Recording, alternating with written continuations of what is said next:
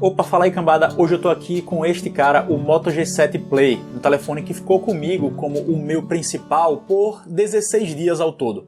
A partir desse tempo, vou contar qual foi minha experiência de verdade com ele, que é o mais barato entre os 4 Moto G7. E vejam bem, eu não tô aqui querendo criticar ou elogiar de antemão, só bater a real. Eu inclusive levei o Moto G7 Play para uma viagem que eu fiz na Semana Santa e lá o utilizei para fazer tudo que eu precisava mesmo. E olha, a primeira coisa que eu posso contar é que ele deu conta. Instagram, YouTube, WhatsApp, fotos ou em qualquer outra tarefa que foi necessária, não houve um momento em que eu me senti impedido por conta de performance ou algo do tipo. Para ser mais específico, na primeira semana eu inclusive o achei bem rápido. Realmente abri as coisas com uma velocidade excelente para um telefone que está nessa categoria intermediária, né? Sendo um intermediário básico ainda mais.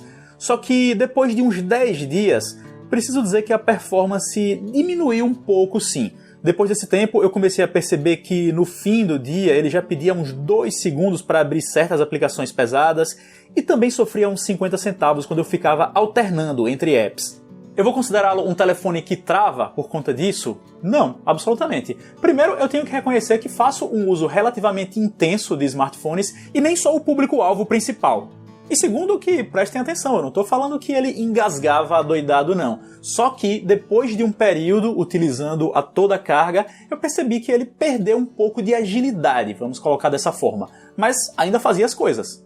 Então esse quesito performance pra mim tá ok, nem me deixou felizão, nem me decepcionou. Ele inclusive rodou uns games pesados, como o Asphalt 9, que vocês veem na tela. O jogo fica com gráficos em qualidade um pouco reduzida, mas vai que vai, roda sem grandes problemas. Eu realmente acho que ele deveria ter vindo com 3 GB de memória RAM. Foi um ponto que decepcionou muitas pessoas porque o antecessor, o Moto G6 Play, tinha 3 GB. E pra mim é certo que essa memóriazinha adicional casaria muito bem com o novo processador, o Snapdragon 632, que é competente. Mas talvez para diferenciar dos outros 3 Moto G7, a Motorola deu essa capada. Então não é que eu tenha sentido um baque com essa perda. Como eu falei, em meu uso as coisas foram ok.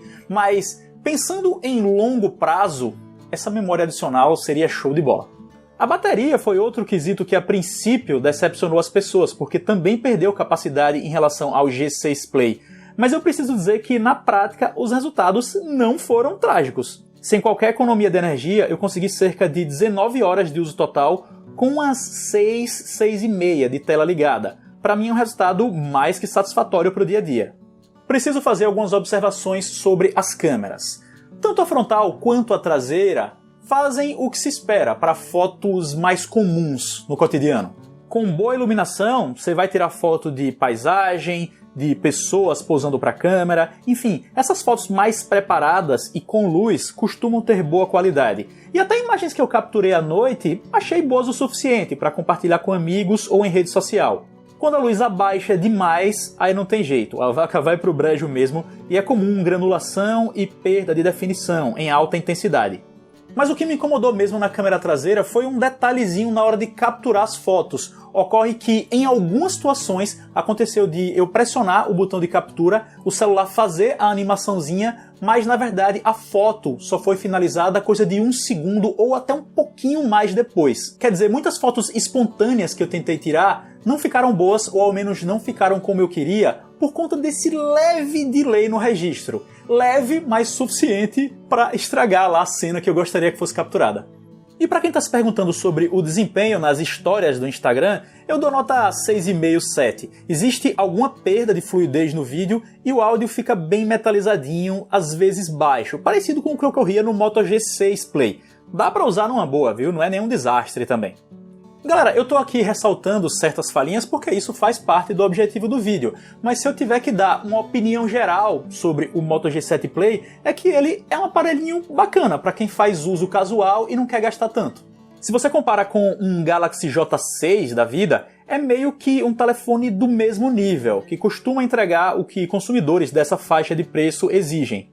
Ele se prejudicou por conta da expectativa. A Motorola alterou a lógica de sua própria linha e operou alguns downgrades em relação ao antecessor, o Moto G6 Play, que tem mais memória RAM e mais bateria, além de um design que está totalmente condizente com os padrões atuais. Então, pelo mesmo preço, entre ele e o Moto G6 Play, talvez eu opte por esse outro. A diferença de processador que favorece o G7 Play talvez acabe saltando menos do que os outros aspectos. Agora, se alguém chega pra mim e diz: Rodrigo, olha, eu comprei o Moto G7 Play e tô gostando muito, ele tá me atendendo super bem, eu vou acreditar no relato, porque em minha experiência, olhando só ele, funcionou bem.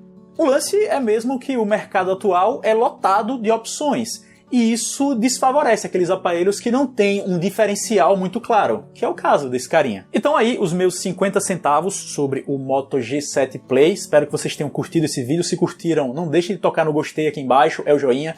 Para os que ainda não forem inscritos, toquem em inscrever-se, depois no sininho ao lado, porque assim vocês continuam acompanhando meu conteúdo e me dão uma força muito importante. É de graça, então por que não? Sigam-me nas redes sociais e a gente se vê.